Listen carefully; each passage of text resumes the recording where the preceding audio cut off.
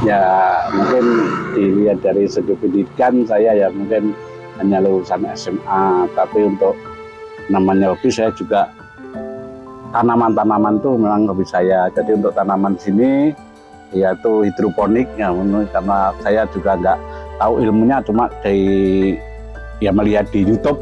Nah, jadi dengan adanya di YouTube seperti ini kan ada kayak seperti hidroponik. Ini harus pakai pipa yang berapa in, saya yang 3 in. Terus nutrisinya itu nutrisi Abimix, saya ratik sendiri, beli di online, nah diratik sendiri. Ini ada namanya ppm-nya kalau umur mungkin 3 daun mungkin dikasih 400 ppm, naik lagi nanti minggu yang akan datang mungkin 600 ppm, paling enggak 1200 ppm. Juga ada alat ukurannya pH meter untuk mengetahui pH-nya, yang airnya itu pH-nya berapa.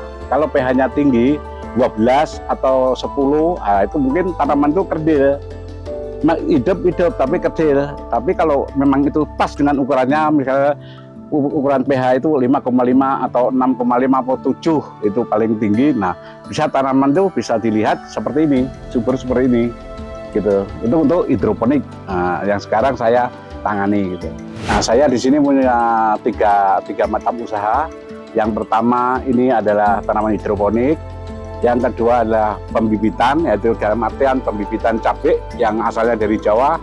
Ada beberapa cabai kaliber, cabai albaru, cabai cemplok, terus di sini umumnya cabai tiung yang untuk tanaman pembibitan. Untuk yang terakhir yaitu pembuatan pupuk kompos. Pembuatan pupuk kompos bahan baku saya dari tebu, sari tebu. Karena di sini mungkin banyak orang punya mesin tebu dan sari tebu yang 5 ribuan itu. Nah, karena ampas tebu nggak dipergunakan, mungkin dibuang di dalam bak sampah. Saya ambil, saya olah, untuk penggilingannya ada di mesin sana, nanti bisa dilihat. Nah, diproses dengan digilingan sampai lembut, ya kan, masukkan di komposter. Nah, itu komposternya mau bisa lihat. Untuk pengurainya itu pakai tempat yang warna untuk pertanian warna kuning. Nah, itu mungkin berapa tutup, dicampur, masukkan di komposter sama dengan ampas tebu tadi yang sudah digiling.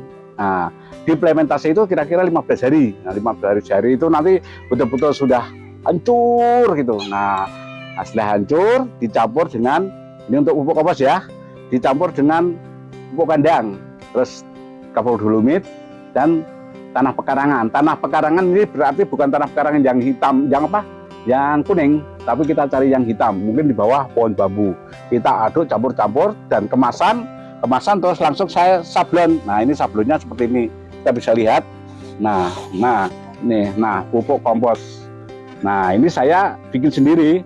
Nah, ini pakai rekel itu, semacam rekel. Nah, mungkin di pelajaran SD, SMP mesti masih ada, kita ingat ya kan, tarik gini. Nah, hasilnya mungkin nanti bisa dilihat. Nah, ini untuk penjualan yaitu 5.000. Jadi 5.000 itu kalau yang kecil, kalau yang 10, pokoknya 5 kilo itu harganya 10.000. Ya, karena alhamdulillah saya punya ada lokasi. Ya, nanti kalau kita jalankan ke tempat lain pasti nyewanya nggak sedikit, ya kan, bahkan puluhan juta untuk nyewa usaha di pinggir jalan. Karena kebetulan saya punya lahan seperti ini, nah ya saya terapkan di sekeliling rumah aja. Juga ada nanti kolam pemancingan, belum tadi ya. Nah, untuk kolam pemancingan nanti bisa dilihat di belakang. Nah, itu secara di sini kolam pemancingan mekanismenya secara lomba, bukan harian. Nah, kalau di sini lomba, ada lapak-lapak tertentu, lapak 1 sampai 30 lapak. Nah, nanti bisa dilihat, nah, nanti bisa, oh seperti ini, nah seperti ini, nah nanti bisa dilihat di belakang. Kendalanya kalau di kolam pemancingan sekarang ini kan susah dengan adanya ikan mas. Kemarau panjang kemarin, jadi para petani yang di Lowakulu itu sawahnya kering, jadi nggak bisa untuk bikin pembibitan ikan. Nah, untuk pembibitan ikan itu lama prosesnya. Kalau airnya itu kering kan otomatis nggak bisa.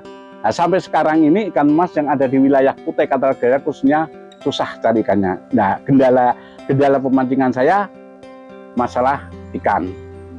Itu yang sekarang ini nggak ada ikan masnya gitu. Ya, kalau bahan baku, kalau tanaman itu kalau bikin pupuk kompos ya ampas tebu. itu agak sulit karena di sini yang punya sari tebu, ampas tebu itu hanya beberapa yang jualan. Mungkin di lapangan pemuda ada satu, mungkin di Timbo ada satu, hanya 2 orang aja yang jualan. Bahan bakunya masih kurang. Kalau memang bisa pakai ya daun gamal, tapi kita harus mau cari daun gamal untuk digiling, ya kan itu bisa juga. Terus padi, jerami padi, itu juga bisa. Nah, untuk pemasaran, pemasarannya itu ya mungkin kalau saya nggak usah kemana-mana. Di sini di Waduk tempat rekreasi. Tempat rekreasi jadi dari orang-orang dari Bontang, dari Balikpapan, Samarinda pasti lewat sini. Nah, kadang-kadang begitu lihat tanaman saya yang subur, yang bagus, akhirnya ya turun untuk membeli. Karena saya jualan itu betul-betul murah. Terjangkau masyarakat hanya mungkin 5.000 atau 10.000. Enggak sampai puluhan, enggak sampai itu. Ya motivasinya saya tetap kalau di dalam pemancingan mungkin kurang juga bahannya, atau mungkin saya pakannya ya perlu ya kan, karena saya juga bisa bikin pakan sendiri ya kan, dari bekatul, dari dari ampas tahu. Nah, ampas tahu terus diimplementasi ya kan, dicampur dedak serta dicampur dengan serpian ikan asin. Kayak budidaya lele, kalau kita mengandalkan pakan beli di pasar, kita tidak ada untungnya ya kan. Nah, makanya kita perlu pakan alternatif biar ada untungnya. Yang motivasi saya ya mungkin adanya nanti bisa ditambah mungkin dari segi tanaman karena pinggir jalan ya kan. Mungkin nggak cuma tanaman bibit, suatu saat ada namanya tanaman seperti tanaman keras seperti ini. Nah ini namanya kelengkeng mata lada. Nah, mata lada. Yang ini namanya kelengkeng merah. Nanti buahnya merah. Jadi kedepannya ya saya mungkin ya agak diperbesar gitu itu. Jadi ada peningkatan, ada pengajian yang lebih gitu kan. Nggak cuma dari bibit-bibit yang nominal kecil, mungkin menginjak ke yang dewasa. Yang dewasa dalam artian tanaman keras gitu.